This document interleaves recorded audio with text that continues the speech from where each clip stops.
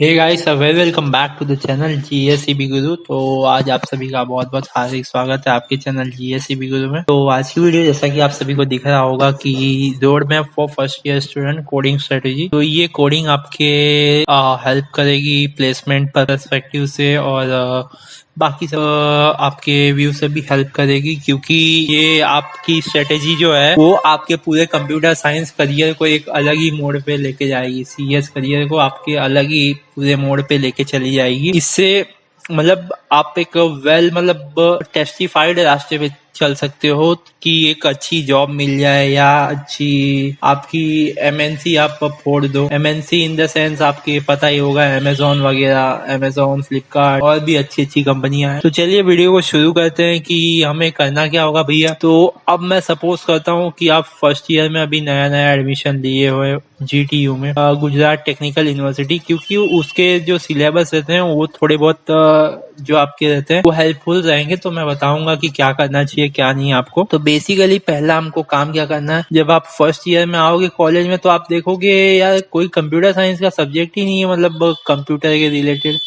तो मैंने भी ऐसा ही फील किया था। बट आपको मेरी गलती नहीं करनी है कि जो मैंने गलती की थी, मैंने कुछ नहीं किया था, जो खाली कॉलेज के सब्जेक्ट थे वो पढ़े थे। बट आपको क्या करनी है, एक लैंग्वेज पकड़नी है, एक लैंग्वेज। अब लैंग्वेज आपके बहुत सारे आते हैं, programming language in the sense C plus plus, Java, Python, JavaScript. तो ये सब आप शायद पहली बार नाम सुन रहे होंगे। अगर आपको थोड़ा बहुत भी आइडिया होगा तो आपने नाम सुना होगा ये सब चीजों का। बेसिकली अगर आप 12th से होंगे, 12th सीबीएसई से, तो वहां पे आपके पाइथन पढ़ाई जाती है। और अगर 12th गुजरात बोर्ड से होंगे, मोस्ट ऑफ मेरे को लगता है गुजरात बोर्ड वाले ही होंगे, तो जीएसईबी बोर्ड वालों को जावा पढ़ाया जाता है 12th में, जावा बेसिक कंप्यूटर के सब्जेक्ट में। वो भी मेरे को पता है कि आधे बच्चे भूल जाते हैं, क्योंकि उस समय हमें आईआईटी जाना रहता है और पीसीएम पे हम ज्यादा ध्यान देते हैं। अब मैं सपोज करता हूँ कि आपको कुछ नहीं आता, तो आपको कहाँ से सीखना है, कौन सा लैंग्वेज सीखना है भैया, कौन सा लैंग्वेज। तो देखो यार, अब यहाँ पे जो आप बिगनर्स हो तो मैं दो ही लैंग्वेज सजेस्ट करूंगा, एक सी, एक जावा। अब जावा में क्या रहता है, अगर आप जावा कर लेते हो आपका बेनिफिट ये रहता है कि आपको एंड्रॉयड डेवलपमेंट में उससे हेल्प मिलेगी, क्योंकि एंड्रॉयड डेवलपमेंट आपकी जावा से ही होती है। जावा और एंड्रॉयड स्टूडियो में एक्सएमएल कोड वगैरह रहते हैं। तो आप सी सीखे या जावा सीखे, तो मैं सजेस्ट करूंगा कि आप सी से स्टार्ट कीजिए, क्योंकि जो आपका सी लैंग्वेज है वो आपके सेकेंड सेम में आने वाला है। तो सेकेंड सेम की भी आगे बात करेंगे हम। तो अगर आप ऐसे जावा भी सीखते हो, अगर आपको जावा आने लगती है, तो भी आपको एक बेनिफिट हो सकता है कि अगले सेम में जब आप सी लैंग्वेज सीखेंगे तो आपको दो लैंग्वेज आ जाए। तो ये आपके ऊपर डिपेंड करता है, टोटली आपके ऊपर डिपेंड करता है। बस मेरा मोटिव ये है कि आपको एक लैंग्वेज आनी चाहिए।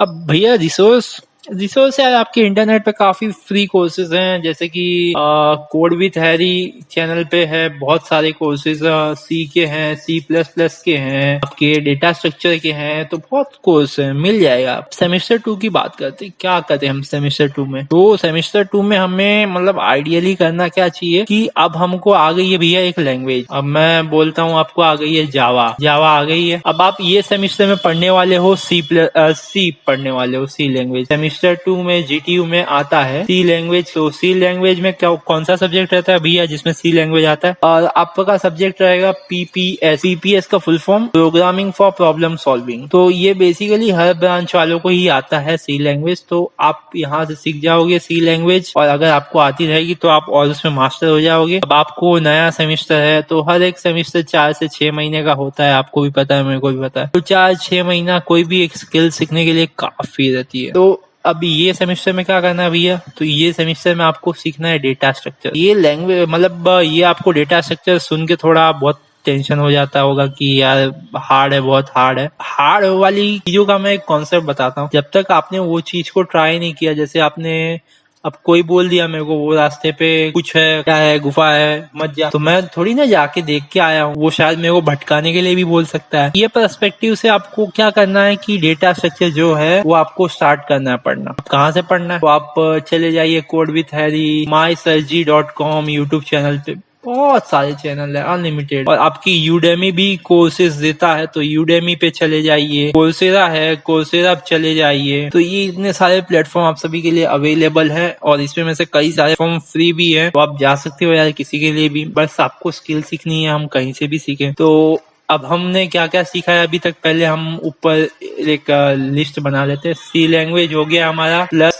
डेटा स्ट्रक्चर हो गया है। अब थर्ड सेम आता है। थर्ड सेम में यार आपके एक सब्जेक्ट रहेगा डेटा स्ट्रक्चर, तो आप वहाँ डेटा स्ट्रक्चर वापस पढ़ोगे। तो यहाँ पे आपको बेनिफिट मिलेगा डेटा स्ट्रक्चर पढ़ने का, क्योंकि आपने पहले एक पढ़ चुके हो। करना क्या है कि कॉलेज में जो टॉपिक डेटा स्ट्रक्चर में चले वो तो आपको आता ही होगा, बस वो टॉपिक के घर पे जाके एक एक दो दो तीन तीन क्वेश्चन लगाने हैं। बट ये सिर्फ 1 घंटा ही देना, 1 से 1.5 घंटा ये चीज को आपको। बाकी का टाइम कहाँ देना भैया, तो बता रहा हूँ आपको। और यहाँ पे आप और भी लैंग्वेजेस ट्राई कर सकते हो, जैसे कि C++, ये भी काफी इंटरेस्टिंग लैंग्वेज है C++। मेरे को पर्सनली C++ बहुत अच्छा लगा। मैंने सी सीखा, जावा सीखा। अब पाइथन तो सबका बाप है ही, बट C++ यार मजा आ गया।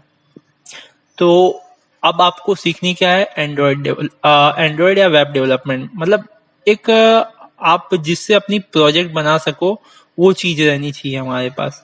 तो या तो आप जा सकते हो एंड्रॉयड डेवलपमेंट या तो वेब डेवलपमेंट।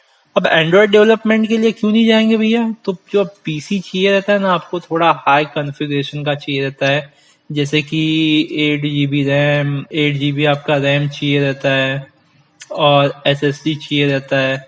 तो अब मोस्ट ऑफ स्टूडेंट पास क्या रहता है, 4 GB रैम वाला, इंटेल i3 प्रोसेसर वाला, HDD वाला। तो यार मेरे साथ भी यही हुआ था, तो इसीलिए आप जाइए वेब डेवलपमेंट के लिए। मेरा जहां तक मानना है, आप सभी की थिंकिंग अलग हो सकती है। अब आगे हम बात करते हैं कॉलेज में डेटा स्ट्रक्चर जो हम पढ़ रहे हैं वो हमको पढ़ना ही है। अब एक DBMS सब्जेक्ट रहता है। DBMS में क्या रहता है कि आपका डेटाबेस मैनेजमेंट सिस्टम। तो ये डेटाबेस मैनेजमेंट सिस्टम के क्वेश्चन आपको, मतलब कोई भी इंटरव्यू हो, चाहे MNC का इंटरव्यू हो, चाहे स्टार्टअप का इंटरव्यू हो, सब में पूछा जाता है। तो DBMS भी एक अच्छा इंपॉर्टेंट सब्जेक्ट है, तो ये आपको तैयार कर लेना है थर्ड सेमिस्टर में। आप बोलोगे भैया वेब डेवलपमेंट में सीख लूंगा, तो 4 से 6 महीने का एक सेमिस्टर होता है, और इनफ है। अगर दिन का आप 1 से 2 घंटा दोगे, सिर्फ 1 से 2 घंटा। अब हमको यहाँ पे क्या करना है कि ये सेमिस्टर में डेटा स्ट्रक्चर जो हम 3-4 क्वेश्चन सॉल्व करने की बात कर रहा हूँ मैं, वो कॉम्पिटिटिव प्रोग्रामिंग में आता है आपका।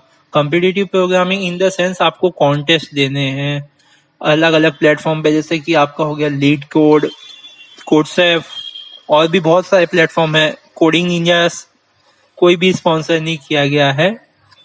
तो अप्लाई फॉर जीसॉक, अगर आपने इतनी स्किल सीख ली है, इतनी स्किल है आपके पास, तो आप जीसॉक के लिए अप्लाई करिए। जीसॉक क्या होता है, बेसिकली समर इंटर्नशिप होता है। वहां पे आपको करीबन 1 से 1.5 लाख रुपए मिलते हैं कुछ मंथ्स काम करने के लिए। 2-3 महीने का वर्क रहता है, तो वो आप गूगल करिए या कमेंट डाउन कीजिए, उस पर हम वीडियो बना देंगे।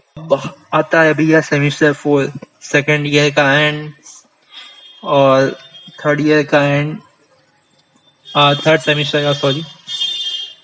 तो सेमिस्टर 4 में क्या है, अब आपके पास 3 से 4 स्किल है, that will be enough for internship. जितने आपके पास स्किल है वो इनफ है आपके इंटर्नशिप के लिए। तो आप कहीं इंटर्नशिप अब ढूंढना है हमको, तो फाइंड इंटर्नशिप। आपके कॉलेज के साथ साथ इंटर्नशिप भी करना है based on the skill in the sense कि आपने जो वेब डेवलपमेंट सीखा है, या अगर वेब के लिए नहीं, अगर आप एंड्रॉयड के लिए गए होंगे तो एंड्रॉयड सीखा है, तो उस पे जो आपके प्रोजेक्ट होंगे, तो उसके स्किल के हिसाब से आपको मतलब इंटर्नशिप ढूंढनी है। अब इंटर्नशिप कैसे ढूंढनी है, क्या होता है इंटर्नशिप, वो वीडियो बनी हुई है चैनल पे, आप जाके चेकआउट कर सकते हैं। तो अब आपको ऐसा लगेगा यार कि जो मैंने पढ़ा है या जो थियरी मैंने पढ़ा है वो प्रैक्टिकली कहाँ इम्प्लीमेंट होती है, ये लैंग्वेजेस वगैरह। तो अब आपको पता चलेगा इंटर्नशिप में कि प्रैक्टिकली या कॉर्पोरेट लाइफ में कहाँ यूज होता है ये, तो वो हमको पता चलेगी। अब मैंने पिछले टाइम बताया था कि एंड्रॉयड डेवलपमेंट अगर आपके पास अच्छा पीसी हो तो सीख सकते हो, बट यहाँ पे आप 4th सेम में आपको सीखना ही है यार। ये आज के टाइम पे आपको मोस्ट ऑफ एंड्रॉयड यूजर ही मिलेंगे, तो वो तो यार आपको आना ही चाहिए। अब हम बात करते हैं सेम 5 की। अब सेम 5 में क्या करें? तो अब तक यार जितना आपने काम किया, कहीं पे एक इंटर्नशिप मारी, आपने 3-4 स्किल सीखी, वेब डेवलपमेंट किया, एंड्रॉयड डेवलपमेंट किया, तो अब आपको अंदर से लगेगा कि यार इंटरेस्ट नहीं आ रहा। मतलब अब अगर आपको मतलब किसी में इंटरेस्ट डेवलप हो गया तब तो वेल एंड गुड, बट अगर इंटरेस्ट नहीं डेवलप हुआ तो आपको अब और एक्सप्लोर करना है। और है हमारे पास टाइम अभी। अभी तो हमारे 2 साल ही पूरे हुए हैं, 2 साल और बाकी है। तो हमने अर्ली स्टार्ट किया था, इसका बेनिफिट हमको यहाँ पे मिल रहा है। तो अब अगर आपको मिल गया इंटरेस्ट, तब तो वही आप बनाते रहिए, प्रोजेक्ट्स वगैरह करते रहिए। अगर नहीं मिला तो अब आप जाइए साइबर सिक्योरिटी के लिए। साइबर सिक्योरिटी, और ये भी मैं बता देता हूँ, आपके जो कोर सब्जेक्ट हैं जैसे कंप्यूटर नेटवर्क्स हो गया, कंप्यूटर नेटवर्क्स, फिर ऊप्स के कॉन्सेप्ट हो गए, और आपके कौन से सब्जेक्ट हैं, कंप्यूटर नेटवर्क्स, ऊप्स के कॉन्सेप्ट। जब साइबर सिक्योरिटी आप कर रहे होंगे तो उसमें आप 3-4 क्वेश्चंस आप डेली के डेटा स्ट्रक्चर के करने हैं, ताकि ग्रिप बनी रहे हमारी उसके साथ। अब आता है सेमेस्टर 6। तो ये टाइम रहता है कि आपके रेज्यूमे में कई एक तड़कता फड़कता एकदम हम प्रोजेक्ट ऐड करें, जिससे देखते ही मतलब रिक्रूटर बोले वाह भाई वाह क्या बनाया है।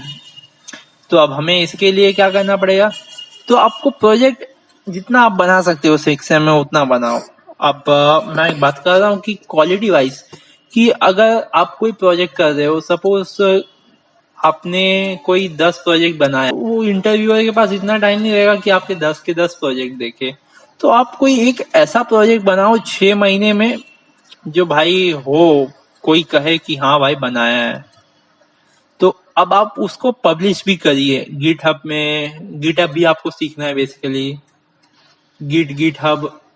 तो ये भी आप सीख लेना 6-7 सेमेस्टर तक, ये काफी काम आएगा। ये एक्चुअली आपको इंटर्नशिप में ही सिखा दिया जाएगा गिटहब, या इंटर्नशिप से पहले ही आपको सीखने को बोलेंगे, तो आप सीख लेना। अब 7 सेम में हम आ गए हैं। तो 7 सेम में क्या होती है यार, आपके प्लेसमेंट आने वाली रहती है। तो प्लेसमेंट आने वाली रहती है, तो प्लेसमेंट में सबसे ज्यादा पूछा क्या जाता है, आपके डेटा स्ट्रक्चर का क्वेश्चन, डीबीएमएस का क्वेश्चन, कंप्यूटर नेटवर्क्स का क्वेश्चन, तो और आपके ऊप्स के क्वेश्चन, ऑब्जेक्ट ओरिएंटेड प्रोग्रामिंग के क्वेश्चन, फिर तो और आपको ऑपरेटिंग सिस्टम के क्वेश्चन पूछे जाते हैं। तो ये सब्जेक्ट आपने पहले ही पढ़ा है, तो आपको एक बार अब ये सब सब्जेक्ट को रिवाइज करना है। ये सब सब्जेक्ट आप पहले ही पढ़ चुके हो आपके मतलब सिलेबस में। तो अब आप रेडी हो, कोई एक आप एमएनसी के लिए जाओगे तो वो भी आप क्रैक कर सकते हो, अगर इतना आपने किया होगा।